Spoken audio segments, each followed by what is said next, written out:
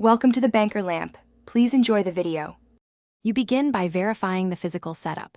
Plug your Xbox into Ethernet and switch the TV into game mode.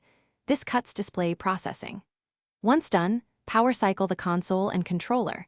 That refreshes the connection.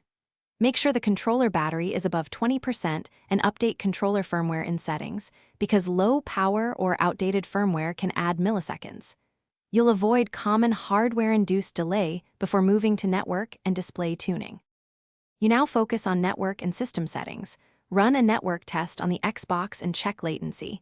Anything under 40 milliseconds is ideal. Once done, enable quality of service or reserve bandwidth for the console on your router to prioritize game traffic. Make sure background downloads and streaming apps are paused, because they steal bandwidth and spike ping. Also adjust Xbox input settings, turn off aim assist overlays, reduce vibration, and set low latency input if your console supports it. You finish by isolating remaining causes. Swap the HDMI cable and try a different TV port to rule out signal issues. Once done, clear the console cache by powering off, holding the power button for 10 seconds, then restarting. This removes temporary glitches. If input delay remains, temporarily join a different network or use a mobile hotspot to test ISP routing.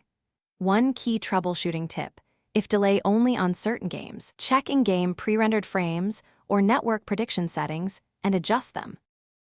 Thanks for watching. If this was helpful, leave a like and consider subscribing. See you next time.